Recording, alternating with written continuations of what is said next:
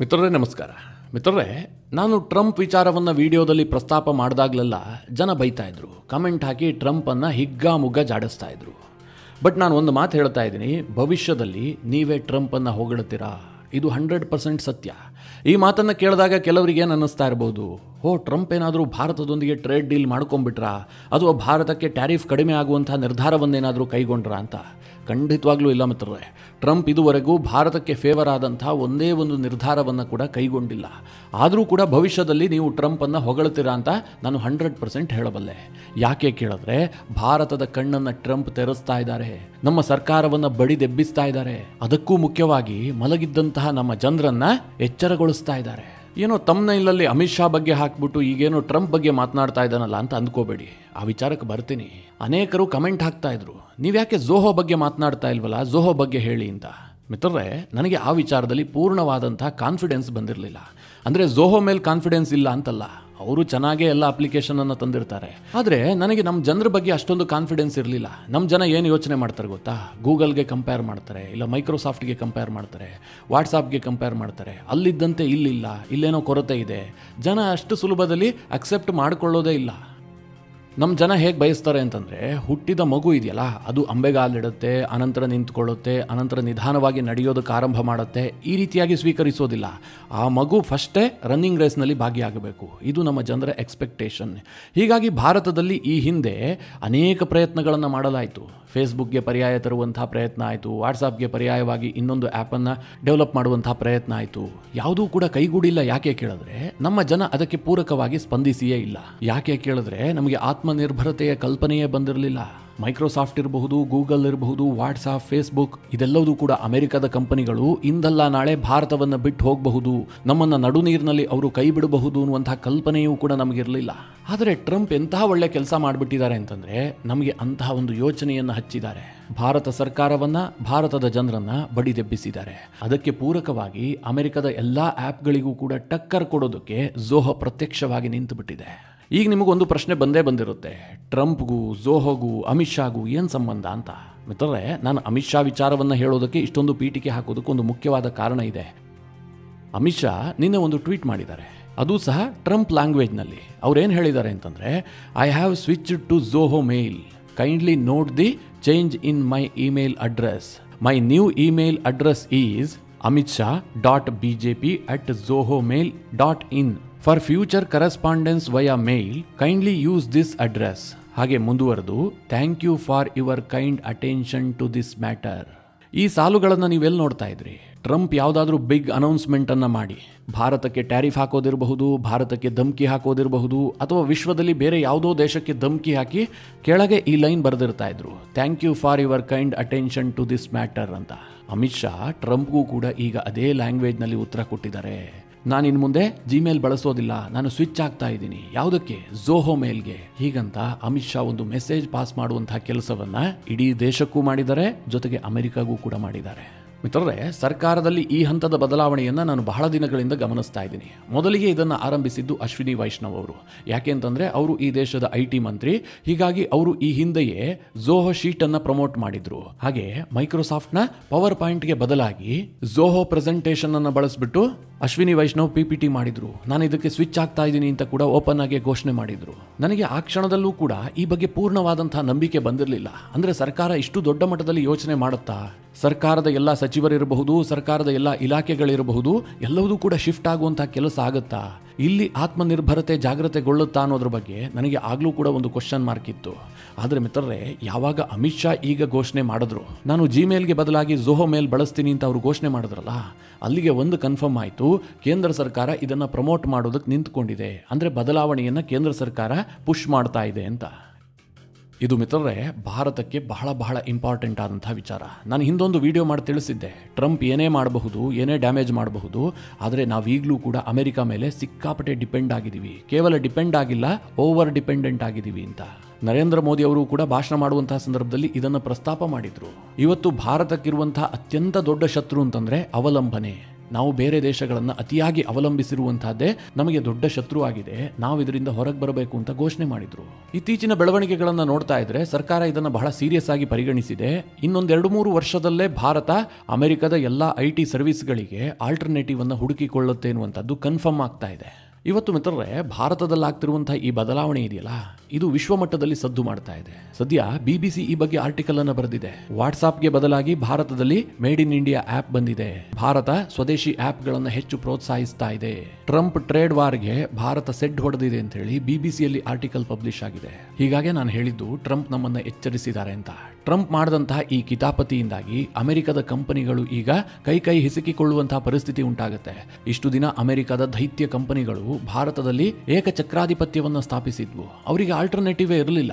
ಹೀಗಾಗಿ ಭಾರತೀಯರಿಗೆ ಆಪ್ಷನ್ನೇ ಇಲ್ಲದ ಕಾರಣದಿಂದಾಗಿ ಅವ್ರು ಏನು ಕೋಟ್ ಮಾಡ್ತಾ ಇದ್ರು ಅಷ್ಟು ರೇಟ್ಗೆ ಪರ್ಚೇಸ್ ಮಾಡಬೇಕಾಗಿತ್ತು. ಜೊತೆಗೆ ಅವ್ರು ಯಾವಾಗ ಬೇಕಾದರೂ ಕೈ ಎತ್ತಬಹುದಿತ್ತು. ನಿಮಗೆಲ್ಲ ಗೊತ್ತೇ ಇದೆ, ಉಕ್ರೇನ್ ರಷ್ಯಾ ಯುದ್ಧ ಶುರುವಾಗ್ತಿದ್ದ ಹಾಗೆ ರಷ್ಯಾಗೆ ಅಮೆರಿಕ ಎಂಥ ಟ್ರೀಟ್ಮೆಂಟ್ ಕೊಡ್ತು ಅಂತ. ರಷ್ಯಾದಿಂದ ತನ್ನ ಎಲ್ಲಾ ಕಂಪನಿಗಳನ್ನು ಹೊರಗೆ ಕರೆಸಿಕೊಳ್ತು. ಆ ಸಂದರ್ಭದಲ್ಲಿ ರಷ್ಯಾಗೂ ಕೂಡ ಗೂಗಲ್ ಸರ್ವಿಸ್ ಇಲ್ಲ ಆಯಿತು, ಮೈಕ್ರೋಸಾಫ್ಟ್ನ ಸರ್ವಿಸ್ ಇಲ್ಲ ಆಯಿತು. ರಷ್ಯಾ ಒಂದು ಹಂತಕ್ಕೆ ಆಲ್ಟರ್ನೇಟಿವ್ ಅನ್ನು ಬಿಲ್ಡ್ ಮಾಡಿಕೊಂಡಿತ್ತು. ಹೀಗಾಗಿ ರಷ್ಯಾಗಷ್ಟು ಸಮಸ್ಯೆ ಆಗಲಿಲ್ಲ. ಆದರೆ ಭಾರತಕ್ಕೆ ಹಾಗಿರಲಿಲ್ಲ. ಭಾರತಕ್ಕೆ ಆಲ್ಟರ್ನೇಟಿವ್ ಅನ್ನುವಂತಹ ಪದವೇ ಇರಲಿಲ್ಲ. ಈಗ ನಮ್ಮದೇ ದೇಶದ ಕಂಪನಿ ಆದಂತಹ ಝೋಹೋ ಅದೆಲ್ಲದಕ್ಕೂ ಕೂಡ ಆಲ್ಟರ್ನೇಟಿವ್ ಅನ್ನು ಒದಗಿಸ್ತಾ ಇದೆ. ಮಿತ್ರರೇ, ಝೋಹೋ ಈ ಹಿಂದಿನಿಂದಲೂ ಕೂಡ ಕಾರ್ಯನಿರ್ವಹಿಸ್ತಾ ಇದೆ. ಅದೇನು ರಾತ್ರಿ ಬೆಳಗಾಗುವಷ್ಟರಲ್ಲಿ ಉದಯವಾದಂತಹ ಕಂಪನಿ ಅಲ್ಲ, ಅಥವಾ ಈಗ ತಕ್ಷಣಕ್ಕೆ ಯಾವುದೋ ಗಡಿಬಿಡಿಯಲ್ಲಿ ಅಪ್ಲಿಕೇಶನ್ಗಳನ್ನು ಕೂಡ ಅವರು ಹೊರಗೆ ತರ್ತಾ ಇಲ್ಲ. ಈ ಹಿಂದೆ ನಮ್ಮ ಜನರು ಜಾಗೃತವಾಗಿರಲಿಲ್ಲ. ನಮ್ಮ ದೇಶದಲ್ಲೇ ಯಾವುದೋ ಕಂಪನಿ ಒಂದು ಸರ್ವಿಸ್ ಅನ್ನು ಕೊಡ್ತಾ ಇದೆ ಅಂತಂದ್ರೆ ಅದ್ರ ಬಗ್ಗೆ ಅವರಿಗೆ ಗೌರವ ವ್ಯಾಮೋಹ ಯಾವುದೂ ಕೂಡ ಇರಲಿಲ್ಲ. ಮೆಸೆಂಜರ್ ಆ್ಯಪಾ, ವಾಟ್ಸಾಪ್ ಇದೆ, ಫ್ರೀಯಾಗಿ ಸಿಗ್ತಾ ಇದೆ, ನಾವೇನು ಅದಕ್ಕೆ ಖರ್ಚು ಮಾಡಬೇಕಾಗಿಲ್ಲ, ಎಲ್ಲ ಚೆನ್ನಾಗಿದೆಯಲ್ಲ, ನಾವ್ಯಾಕೆ ಬೇರೆ ಡೌನ್ಲೋಡ್ ಮಾಡಬೇಕು, ಹೀಗಂತ ಜನರ ಮನಸ್ಥಿತಿ ಇತ್ತು. ಆದ್ರೆ ಈಗ ಟ್ರಂಪ್ ಬಿಸಿಯ ಕಾರಣದಿಂದಾಗಿ ಜನ ಸ್ವದೇಶಿ ಆ್ಯಪ್ಗಳ ಮೊರೆ ಹೋಗ್ತಾ ಇದ್ದಾರೆ. ಅದನ್ನು ಡೌನ್ಲೋಡ್ ಮಾಡಬೇಕು ಅಂತ ಅವರಿಗೆ ಮನಸ್ಸು ಬರ್ತಾ ಇದೆ. ಮಿತ್ರರೇ, ಈ ಝೋಹೋ ಬಗ್ಗೆ ಚಿಕ್ಕದಾಗಿ ಹೇಳ್ಬಿಡ್ತೀನಿ, ಹೇಳಲೇಬೇಕು ಕೂಡ. ಯಾಕೆಂತಂದ್ರೆ ಇದೇನು ಸಣ್ಣ ಪುಟ್ಟ ವಿಚಾರವಲ್ಲ. ಈ ಝೋಹೋ ಕಂಪನಿಯನ್ನ ಹುಟ್ಟು ಹಾಕಿದ್ದು ಶ್ರೀಧರ್ ವೆಂಬು ಎಂಬಂತಹ ತಮಿಳುನಾಡಿನ ಓರ್ವ ಜಾದೂಗಾರ. ಅವರನ್ನ ಜಾದೂಗಾರ ಅಂತಲೇ ಕರಿಬೇಕು. ಯಾಕೆಂದ್ರೆ ಅವರ ಸಾಧನೆ ಏನು ಸಣ್ಣ ಪುಟ್ಟದಲ್ಲ. ಶ್ರೀಧರ್ ವೆಂಬು 1968ರಲ್ಲಿ ತಮಿಳುನಾಡಿನ ಒಂದು ಸಣ್ಣ ಹಳ್ಳಿಯಲ್ಲಿ ಹುಟ್ಟುತ್ತಾರೆ. ಅವ್ರ ಮನೆಯಲ್ಲಿ ಎಲ್ಲರೂ ಕೂಡ ಕೃಷಿಯನ್ನೇ ಅವಲಂಬಿಸಿದ್ರು. ಇಡೀ ಕುಟುಂಬದಲ್ಲಿ ಯಾರಿಗೂ ಕೂಡ ಬಹಳ ವಿದ್ಯಾಭ್ಯಾಸ ಇರಲೇ ಇಲ್ಲ. ಆದರೆ ಶ್ರೀಧರ್ ವೆಂಬು ಮಾತ್ರ ಬಹಳ ಚಿಕ್ಕ ವಯಸ್ಸಿನಿಂದಲೂ ಕೂಡ ಸಿಕ್ಕಾಪಟ್ಟೆ ಬ್ರಿಲಿಯಂಟ್ ಆಗಿದ್ರು. ಹೊಸದರ ಕಡೆಗೆ ಯೋಚನೆ ಮಾಡುವಂತಹ ವ್ಯಕ್ತಿತ್ವವನ್ನು ಬೆಳೆಸ್ಕೊಂಡಿದ್ರು. ಹೀಗಾಗಿ ಅವರು ಓದ್ತಾರೆ, ನಂತರ ಚೆನ್ನೈಗೆ ಶಿಫ್ಟ್ ಆಗ್ತಾರೆ, ಮಡ್ರಾಸ್ IITಯಲ್ಲಿ ಇಂಜಿನಿಯರಿಂಗ್ ಅನ್ನು ಪೂರ್ಣಗೊಳಿಸ್ತಾರೆ. ಅದಾದ ನಂತರ ಅವರು ಭಾರತದ ಯಾವುದೋ ಕಂಪನಿಯಲ್ಲೋ ಅಥವಾ ಮಲ್ಟಿನ್ಯಾಷನಲ್ ಕಂಪನಿಯಲ್ಲಿ ಕೆಲಸಕ್ಕೆ ಸೇರೋದಿಲ್ಲ. ಅಮೆರಿಕಕ್ಕೆ ಹೋಗಿ ಹೆಚ್ಚಿನ ವ್ಯಾಸಂಗವನ್ನು ಮಾಡ್ತಾರೆ, PhD ಅನ್ನು ಮುಗಿಸ್ತಾರೆ. ಬಳಿಕ ಕ್ಯಾಲಿಫೋರ್ನಿಯಾದ ಕ್ವಾಲ್ಕಾಮ್ನಲ್ಲಿ ಕೆಲಸಕ್ಕೂ ಕೂಡ ಸೇರ್ಕೊಳ್ತಾರೆ. ಅಲ್ಲಿ ಬಹಳ ವರ್ಷ ಕೆಲಸ ಮಾಡ್ತಾರೆ. ನಾನು ಆರಂಭದಲ್ಲೇ ಶ್ರೀಧರ್ ವೆಂಬುಗೆ ಜಾದೂಗಾರ ಅನ್ನುವಂತಹ ಪದ ಬಳಸಿದ್ದೆ. ಯಾಕೆ ಅಂತಂದ್ರೆ ಇದೇ ಕಾರಣಕ್ಕೋಸ್ಕರವಾಗಿ. ಕ್ವಾಲ್ಕಾಮ್ನಲ್ಲಿ IT ಉದ್ಯೋಗಿಯಾಗಿ ಅವರು ಕೆಲಸ ಮಾಡ್ತಾ ಇದ್ರಲ್ಲ, ಅವರಿಗೆ ಕೈ ತುಂಬ ಸಂಬಳ ಬರ್ತಾ ಇತ್ತು. ಲಕ್ಷ ಡಾಲರ್ ದುಡಿತಾ ಇದ್ರು. ಅವ್ರು ಇನ್ನೇನು ಹೊಸತನ್ನ ಯೋಚನೆ ಮಾಡಬೇಕಾಗೇ ಇರಲಿಲ್ಲ. ಆದರೆ ಶ್ರೀಧರ್ ವೆಂಬುಗೆ ಅಲ್ಲಿ ತೃಪ್ತಿ ಇರಲಿಲ್ಲ. ಇದೇ ರೀತಿಯ ಕೆಲಸ ಮಾಡ್ತಾ ಇದ್ರೆ ಏನು ಪ್ರಯೋಜನ, ನಾನೇನೋ ಹೊಸತನ್ನ ಹುಟ್ಟು ಹಾಕಬೇಕು ಅಂತೇಳಿ ಅಮೆರಿಕದಲ್ಲಿ ಕೆಲಸಕ್ಕೆ ರಾಜೀನಾಮೆಯನ್ನ ಕೊಟ್ಟು ಅವರು ಭಾರತಕ್ಕೆ ವಾಪಸ್ ಬರ್ತಾರೆ. ಭಾರತಕ್ಕೆ ವಾಪಸ್ ಬಂದು 1996ರಲ್ಲಿ ಚೆನ್ನೈನಲ್ಲಿ ಅಡ್ವೆಂಟ್ ನೆಟ್ ಅನ್ನುವಂಥ ಒಂದು ಸಾಫ್ಟ್ವೇರ್ ಕಂಪನಿಯನ್ನು ಹುಟ್ಟು ಹಾಕ್ತಾರೆ. ಮಿತ್ರರೇ, ಇದು ಬಹಳ ಚಿಕ್ಕ ಕಂಪನಿ ಆಗಿತ್ತು. ಅವರು ಕ್ವಾಲ್ಕಾಮ್ನಲ್ಲಿ ಕೆಲಸ ಮಾಡಿಕೊಂಡು ಅಲ್ಪ ಸ್ವಲ್ಪ ಸೇವಿಂಗ್ಸ್ ಮಾಡ್ಕೊಂಡಿದ್ರಲ್ಲ, ಆ ಉಳಿದಂತಹ ಹಣದಲ್ಲಿ ಇಲ್ಲಿ ಕಂಪನಿಯನ್ನ ಶುರು ಮಾಡ್ತಾರೆ. ಇವ್ರು ಏನನ್ನ ಫೋಕಸ್ ಮಾಡ್ತಾರೆ ಅಂತಂದ್ರೆ ಅಮೆರಿಕದ ಸಾಫ್ಟ್ವೇರ್ಗಳಿಗೆ ಆಲ್ಟರ್ನೇಟಿವ್ ಕೊಡುವಂತಹ ಕೆಲಸ ಮಾಡ್ತಾರೆ. ಯಾಕಂದ್ರೆ ಅಮೆರಿಕದ ಸರ್ವಿಸ್ಗಳಿದ್ವಲ್ಲ ಸಿಕ್ಕಾಪಟ್ಟೆ ದುಬಾರಿ. ಸಣ್ಣ ಪುಟ್ಟ ಕಂಪನಿಗಳೆಲ್ಲ ಅಮೆರಿಕದ ಕಂಪನಿಯ ಸರ್ವಿಸ್ಗಳನ್ನು ತೆಗೆದುಕೊಳ್ಳೋದಕ್ಕೆ ಸಾಧ್ಯ ಆಗ್ತಿರೋದಿಲ್ಲ. ಇದನ್ನು ಬಹಳ ಸೂಕ್ಷ್ಮವಾಗಿ ಗ್ರಹಿಸಿದ್ದಂತಹ ಶ್ರೀಧರ್ ವೆಂಬು ಅದೇ ಕ್ಷೇತ್ರದಲ್ಲಿ ಕೆಲಸವನ್ನು ಮುಂದುವರಿಸ್ತಾರೆ. 1998-99ರ ವೇಳೆಗೆ ಇವರಿಗೆ ವಿದೇಶಿ ಕ್ಲೈಂಟ್ಗಳು ಕೂಡ ಸಿಗೋದಕ್ಕೆ ಶುರು ಮಾಡ್ತಾರೆ. ಜಪಾನ್ನಿಂದ ಇವರಿಗೆ ಬಹಳ ದೊಡ್ಡ ಒಂದು ಆರ್ಡರ್ ಸಿಗುತ್ತೆ. ಇದರ ಜೊತೆಗೆ ಶ್ರೀಧರ್ ವೆಂಬು ಮಾಡಿದಂತಹ ದೊಡ್ಡ ಕೆಲಸ ಏನು ಕೇಳಿದ್ರೆ, ಈ ಅಡ್ವೆಂಟ್ ನೆಟ್ನಲ್ಲೇ ಝೋಹೋ ಕ್ಲೌಡ್ ಸರ್ವಿಸ್ ಅನ್ನ ಆರಂಭಿಸ್ತಾರೆ. ನೀವೀಗ ಒಂದು ಕಂಪನಿ ತೆರೀತೀರಿ ಅಂತಂದ್ರೆ ನಿಮಗೆ ಬೇಕಾಗುವಂತಹ ಎಲ್ಲಾ ಅಪ್ಲಿಕೇಶನ್ ಅನ್ನು ಕೂಡ ಅಗ್ಗದ ದರದಲ್ಲಿ ಒದಗಿಸುವಂತಹದ್ದು. ಝೋಹೋ ಕ್ಲೌಡ್ ಸರ್ವಿಸ್ ನಲ್ಲಿ 40ಕ್ಕೂ ಹೆಚ್ಚು ಆಪ್ಗಳನ್ನು ಪರಿಚಯಿಸ್ತಾರೆ. ಇದು ಎಷ್ಟು ಫೇಮಸ್ ಆಗುತ್ತೆ ಅಂತಂದ್ರೆ ಶ್ರೀಧರ್ ವೆಂಬು ಅವರ ಅಡ್ವೆಂಟ್ ನೆಟ್ ಕಂಪನಿ ಇತ್ತಲ್ಲ, ಇದು 2009ರ ವೇಳೆಗೆ ಝೋಹೋ ಆಗಿ ಬದಲಾಗುತ್ತೆ. ಇವತ್ತು ಮಿತ್ರರೇ, ಇದು ಯಾವ ಹಂತಕ್ಕೆ ಬೆಳೆದಿದೆ ಅಂತಂದ್ರೆ ಈ ಕಂಪನಿಯ ಒಟ್ಟು ಮೌಲ್ಯ $12.5 ಬಿಲಿಯನ್ ಅಂತ ಹೇಳಲಾಗುತ್ತೆ. ಅಂದ್ರೆ 1,04,000 ಕೋಟಿ. 2023ರ ಆರ್ಥಿಕ ವರ್ಷದಲ್ಲಿ ಝೋಹೋ ಕಂಪನಿ 2,836 ಕೋಟಿಯಷ್ಟು ಲಾಭ ಮಾಡಿಕೊಂಡಿದೆ. ಹಾಗೆ 2024ರಲ್ಲಿ 12,000 ಕೋಟಿಯಷ್ಟು ರೆವಿನ್ಯೂ ಜನರೇಟ್ ಮಾಡಿದೆ. ಮಿತ್ರರೇ, ಇಷ್ಟು ದಿನ ಝೋಹೋ ಬಗ್ಗೆ ಜನರಿಗೆ ಹೆಚ್ಚಾಗಿ ಗೊತ್ತಿರಲಿಲ್ಲ. ಯಾಕೆ ಕೇಳಿದ್ರೆ ಝೋಹೋ ಹೆಚ್ಚಾಗಿ ತನ್ನ ಕಂಪನಿಯ ಬಗ್ಗೆ ಅಡ್ವರ್ಟೈಸ್ ಮಾಡ್ತಾ ಇರಲಿಲ್ಲ. ಯಾರು ಇದನ್ನ ಬಳಸ್ತಾ ಇದ್ರು ಅವರು ಇನ್ನೊಬ್ಬರಿಗೆ ಹೇಳಿ ಅವರು ಕೂಡ ಬಳಸುವಂತೆ ಮಾಡ್ತಾ ಇದ್ರು. ಅಂದ್ರೆ ಮೌತ್ ಪಬ್ಲಿಸಿಟಿ ಮಾತ್ರ. ಹಾಗೆ ಬಳಕೆದಾರರ ಪಬ್ಲಿಸಿಟಿಯಲ್ಲೇ ಕಂಪನಿ 1,04,000 ಕೋಟಿಯಷ್ಟು ಮೊತ್ತಕ್ಕೆ ಬೆಳೆದು ನಿಂತಿದೆ. ಈ ಕಂಪನಿಗೆ ರಿಯಲ್ ಪಬ್ಲಿಸಿಟಿ ಕೊಟ್ಟಿದ್ದು ಯಾರು ಕೇಳಿದ್ರೆ ಟ್ರಂಪ್ ಕಾರಣದಿಂದಾಗಿ ಝೋಹೋ ಈಗ ಮನೆ ಮಾತಾಗ್ತಾ ಇದೆ. ಈ ಝೋಹೋ ಯಾವ್ಯಾವ ಸರ್ವಿಸ್ ಅನ್ನ ಕೊಡ್ತಾ ಇದೆ ಅಂತ ಚಿಕ್ಕದಾಗಿ ನೋಡೋದಾದ್ರೆ, ಅಮೆರಿಕದ ವಾಟ್ಸಾಪ್ಗೆ ಪ್ರತಿಯಾಗಿ ಅರೆಕ್ಟೈ ಆಪ್ ಅನ್ನ ಪರಿಚಯಿಸಿದ್ದಾರೆ. ಇದು ಸಿಕ್ಕಾಪಟ್ಟೆ ಭಾರತದಲ್ಲಿ ಈಗ ಫೇಮಸ್ ಆಗ್ತಾ ಇದೆ. ಈಗಾಗಲೇ ಇದು 8 ಮಿಲಿಯನ್ಗೂ ಹೆಚ್ಚು ಡೌನ್ಲೋಡ್ ಆಗಿದೆ. ನಿಮಗೆ ವಾಟ್ಸಾಪ್ ನಲ್ಲಿ ಏನೇನು ಸೇವೆ ಸಿಗುತ್ತೋ ಅದೆಲ್ಲವೂ ಕೂಡ ಅರೆಕ್ಟೈನಲ್ಲಿ ಸಿಗುತ್ತೆ. ಒಂದು ಹಂತದಲ್ಲಿ ಹೇಳಬೇಕು ಅಂತಂದ್ರೆ ವಾಟ್ಸಾಪ್ ಗಿಂತಲೂ ಕೂಡ ಇದು ಉತ್ತಮವಾಗಿದೆ. ಇನ್ನು ಗೂಗಲ್ ವರ್ಕ್ ಸ್ಪೇಸ್ ಇದೆಯಲ್ಲ, ಅದೇ ರೀತಿಯಾಗಿ ಝೋಹೋ ವರ್ಕ್ ಸ್ಪೇಸ್ ಇದೆ. ಈಗ ಜಿಮೇಲ್ ಅನ್ನ ನಾವು ಬಳಸ್ತೀವಲ್ಲ, ಅದೇ ರೀತಿಯಾಗಿ ಝೋಹೋ ಮೇಲ್ ಕೂಡ ಇದೆ.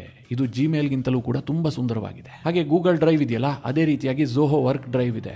ಗೂಗಲ್ ಡಾಕ್ಸ್, ಗೂಗಲ್ ಶೀಟ್ ಎಲ್ಲ ಇದೆಯಲ್ಲ, ಅದೇ ರೀತಿಯಾಗಿ ಝೋಹೋದಲ್ಲಿ ಝೋಹೋ ರೈಟರ್ ಇದೆ, ಝೋಹೋ ಶೀಟ್ ಕೂಡ ಇದೆ. ನಾವೆಲ್ಲ ಮೈಕ್ರೋಸಾಫ್ಟ್ ಪವರ್ ಪಾಯಿಂಟ್ ಪ್ರೆಸೆಂಟೇಷನ್ ಮಾಡ್ತೀವಲ್ಲ, ಅದಕ್ಕೆ ಪರ್ಯಾಯವಾಗಿ ಝೋಹೋ ಶೋ ಇದೆ. ಇದು ಬಹಳ ಅದ್ಭುತವಾಗಿದೆ. ನಾನು ಬಳಸಿದ್ದೀನಿ ಕೂಡ. ತುಂಬಾ ಈಸಿಯಾಗಿ ಬಳಕೆ ಮಾಡಬಹುದು. ಹಾಗೆ ಗೂಗಲ್ ಮೀಟ್ ಇದೆಯಲ್ಲ, ಅದೇ ರೀತಿಯಾಗಿ ಝೋಹೋದಲ್ಲಿ ಝೋಹೋ ಮೀಟಿಂಗ್ ಅಂತ ಒಂದು ಆಪ್ ಇದೆ. ಗೂಗಲ್ ಕ್ಯಾಲೆಂಡರ್ ಇದೆಯಲ್ಲ, ಅದಕ್ಕೂ ಪ್ರತಿಯಾಗಿ ಝೋಹೋ ಕ್ಯಾಲೆಂಡರ್ ಇದೆ. ಆಲ್ಮೋಸ್ಟ್ ಗೂಗಲ್, ಮೈಕ್ರೋಸಾಫ್ಟ್ ಇವರೆಲ್ಲರೂ ಯಾವ ರೀತಿಯಾದಂತಹ ಕ್ಲೌಡ್ ಸರ್ವಿಸ್ ಅನ್ನ ಕೊಡ್ತಾರೋ ಅದೆಲ್ಲದಕ್ಕೂ ಕೂಡ ಆಲ್ಟರ್ನೇಟಿವ್ ಅನ್ನ ಝೋಹೋ ತಂದಿದೆ. ಗೂಗಲ್ ಬ್ರೌಸರ್ಗೆ ಬದಲಾಗಿ ಝೋಹೋನ ಓಲಾ ಬ್ರೌಸರ್ ಬಂದಿದೆ. ಹೀಗೆ ಶ್ರೀಧರ್ ವೆಂಬು ಸ್ಥಾಪಿಸಿದಂತಹ ಝೋಹೋ ಭಾರತದಲ್ಲಿ ಮನೆ ಮಾತಾಗ್ತಾ ಇದೆ. ಇವತ್ತು ನಮ್ಮ ಕೆಲಸ ಏನು ಕೇಳಿದ್ರೆ, ನಾವು ಕೂಡ ಈ ಅಭಿಯಾನಕ್ಕೆ ಕೈ ಜೋಡಿಸಬೇಕು. ಭಾರತದ ಆ್ಯಪ್ಗಳನ್ನು ಡೌನ್ಲೋಡ್ ಮಾಡಬೇಕು. ಸಾಧ್ಯವಾದಷ್ಟು ನಮ್ಮದೇ ಆ್ಯಪ್ಗಳನ್ನು ಬಳಸೋದಕ್ಕೆ ಟ್ರೈ ಮಾಡಬೇಕು. ನಾನೆಲ್ಲೂ ಕೂಡ ಅಮೆರಿಕದ ಆ್ಯಪ್ಗಳನ್ನು ಬಾಯ್ಕಾಟ್ ಮಾಡಿ ಅಮೆರಿಕದ ಸರ್ವಿಸ್ಗಳನ್ನು ಬಳಸ್ಕೊಳ್ಬೇಡಿ ಅಂತ ನಾನು ಹೇಳ್ತಾ ಇಲ್ಲ. ಬಳಸ್ಕೊಳ್ಳಿ, ಬಾಯ್ಕಾಟ್ ಮಾಡುವಂತಹ ಅವಶ್ಯಕತೆ ಇಲ್ಲ. ಆದರೆ ನಾವು ಆಲ್ಟರ್ನೇಟಿವ್ ಅನ್ನು ಹೊಂದಿರಬೇಕು. ನಾಳೆ ಒಂದು ಕೆಟ್ಟ ಪರಿಸ್ಥಿತಿಯಲ್ಲಿ ಅಮೆರಿಕದ ಕಂಪನಿಗಳು ಭಾರತವನ್ನು ಬಿಟ್ಟು ನಡೆಯುವಂತಹ ಸನ್ನಿವೇಶ ಬಂದರೂ ಕೂಡ ಭಾರತ ಡೋಂಟ್ ಕೇರ್ ಅಂತ ಹೇಳುವಂತಹ ಸ್ಥಿತಿಯಲ್ಲಿರಬೇಕು. ಅದೇ ಹಿನ್ನೆಲೆಯಲ್ಲಿ ಈ ಟ್ರೇಡ್ ವಾರ್ ಆರಂಭವಾಯ್ತಲ್ಲ, ಭಾರತಕ್ಕೆ ಟ್ರಂಪ್ 50% ಟ್ಯಾರಿಫ್ ವಿಧಿಸಿದ್ರಲ್ಲ, ಆ ಸಂದರ್ಭದಲ್ಲೇ ನಿಮಗೊಂದು ಮಾತು ಹೇಳಿದ್ದೆ. ಈ ಹಿಂದೆ 2019ರಲ್ಲಿ ಗಲ್ವಾನ್ ಘರ್ಷಣೆ ಮಾಡಿಬಿಟ್ಟು ಚೈನಾ ನಮ್ಮನ್ನ ಎಚ್ಚರಿಸಿತ್ತು. ನೀವು ಪಾಕಿಸ್ತಾನವನ್ನ ಮಾತ್ರ ಶತ್ರು ಅಂತ ಹೇಳಿ ಟ್ರೀಟ್ ಮಾಡ್ತಾ ಇರಬೇಡಿ, ನಾವು ನಿಮ್ಮ ರಿಯಲ್ ಶತ್ರು, ನಾವು ಕೂಡ ನಿಮ್ಮ ಮೇಲೆ ಯುದ್ಧ ಮಾಡಬಹುದು ಅಂತ ಅವರು ಸಂದೇಶ ಕೊಟ್ಟಿದ್ರು. ಆ ಪರಿಣಾಮವಾಗಿ ಏನಾಯ್ತು ಅಂತಂದ್ರೆ, ಭಾರತ ಡಿಫೆನ್ಸ್ ಕ್ಷೇತ್ರದಲ್ಲಿ ಆತ್ಮನಿರ್ಭರತೆಯ ಕಲ್ಪನೆಯನ್ನು ಬೆಳೆಸಿಕೊಳ್ಳೋದಕ್ಕೆ ಶುರು ಮಾಡಿತು. ಇವತ್ತು ಸ್ವದೇಶಿ ತಂತ್ರಜ್ಞಾನದ ಡಿಫೆನ್ಸ್ ಉಪಕರಣಗಳು ಭಾರತದಲ್ಲಿ ಹೆಚ್ಚೆಚ್ಚು ಉತ್ಪಾದನೆ ಆಗ್ತಾ ಇದೆ. ಭಾರತ ಸರ್ಕಾರ ಏನು ಉದ್ದೇಶ ಇಟ್ಕೊಂಡಿದೆ ಅಂತಂದ್ರೆ, ಡಿಫೆನ್ಸ್ ಕ್ಷೇತ್ರದಲ್ಲಿ ಸಪ್ಲೈ ಚೈನ್ ನ ಕಂಟ್ರೋಲ್ ನಮ್ಮ ಕೈಲಿರಬೇಕು ಅಂತ ಬಯಸ್ತಾ ಇದೆ. ಆ ಮಟ್ಟದಲ್ಲಿ ಬದಲಾವಣೆಗೆ 2019ರ ಗಲ್ವಾನ್ ಘರ್ಷಣೆ ಕಾರಣ ಆಯಿತು. ಈಗ ಟ್ರಂಪ್ ಅನಗತ್ಯವಾಗಿ ತನ್ನ ಈಗೋದ ಕಾರಣದಿಂದಲೋ ಮತ್ತಿನ್ನೇನೋ ಕಾರಣದಿಂದಲೋ ಭಾರತವನ್ನು ದಂಡಿಸ್ತಾ ಇದ್ದಾರೆ. ಶಾರ್ಟ್ ಟರ್ಮ್ನಲ್ಲಿ ಭಾರತಕ್ಕೆ ಸ್ವಲ್ಪ ಹಿನ್ನಡೆ ಆಗುತ್ತೆ, ಆದರೆ ಲಾಂಗ್ ಟರ್ಮ್ನಲ್ಲಿ ಭಾರತ ಕಂಪ್ಲೀಟ್ ಆಗಿ ಆತ್ಮನಿರ್ಭರ ಆಗೋದಕ್ಕೆ ಟ್ರಂಪ್ ಕೊಡುಗೆಯೂ ಕೂಡ ಬಹಳ ದೊಡ್ಡ ಪ್ರಮಾಣದಲ್ಲಿರುತ್ತೆ. ಚೈನಾ ಇದನ್ನ ಈ ಹಿಂದೆಯೇ ಮಾಡಿಬಿಟ್ಟಿದೆ. ಅವರು ಗೂಗಲ್ ಇರಬಹುದು, ಮೈಕ್ರೋಸಾಫ್ಟ್ ಇರಬಹುದು, ಅಮೆರಿಕದ ಎಲ್ಲಾ ಕಂಪನಿಗಳಿಗೆ ಪರ್ಯಾಯವಾಗಿ ತಮ್ಮದೇ ವ್ಯವಸ್ಥೆಗಳನ್ನು ರೂಪಿಸಿಟ್ಕೊಂಡಿದ್ದಾರೆ. ನೀವು ಯಾರಾದರೂ ಚೈನಾಗೆ ಹೋದವರನ್ನ ಕೇಳಿ, ಅಲ್ಲಿ ನಿಮಗೆ ಗೂಗಲ್ ಟ್ರಾನ್ಸ್ಲೇಟು ಸಿಗೋದಿಲ್ಲ, ಗೂಗಲ್ ಮ್ಯಾಪು ಸಿಗೋದಿಲ್ಲ, ಗೂಗಲ್ನ ಯಾವುದೇ ಸರ್ವಿಸ್ ಸಿಗೋದಿಲ್ಲ. ಎಲ್ಲದಕ್ಕೂ ಸಹ ಚೈನಾದ ಆಲ್ಟರ್ನೇಟಿವ್ಸ್ಗಳಿದ್ದಾವೆ. ಮಿತ್ರರೇ, ಈ ಎಲ್ಲ ವಿಚಾರಗಳ ಕುರಿತಾಗಿ ನಿಮ್ಮ ಅನಿಸಿಕೆ ಅಭಿಪ್ರಾಯಗಳೇನು? ಕಮೆಂಟ್ ಮಾಡುವ ಮೂಲಕ ನಮಗೆ ತಿಳಿಸಿ. ಹಾಗೆ ನಿಮಗೆ ಈ ವಿಡಿಯೋ ಇಷ್ಟವಾದರೆ ಲೈಕ್ ಮಾಡಿ. ಜೊತೆಗೆ ನೀವಿನ್ನೂ ನಿಮ್ಮ ನೆಚ್ಚಿನ ಸಂಸ್ಕಾರ ಸೌರಭ ಯೂಟ್ಯೂಬ್ ಚಾನಲ್ನ ಸಬ್ಸ್ಕ್ರೈಬ್ ಮಾಡಿಲ್ಲ ಅಂತಾದರೆ ಈ ಕೂಡಲೇ ಸಬ್ಸ್ಕ್ರೈಬ್ ಮಾಡಿ. ಮುಂದಿನ ಎಲ್ಲ ಅಪ್ಡೇಟ್ಗಳ ನೋಟಿಫಿಕೇಷನ್ಗಾಗಿ ಬೆಲ್ ಐಕಾನ್ ಒತ್ತಿ.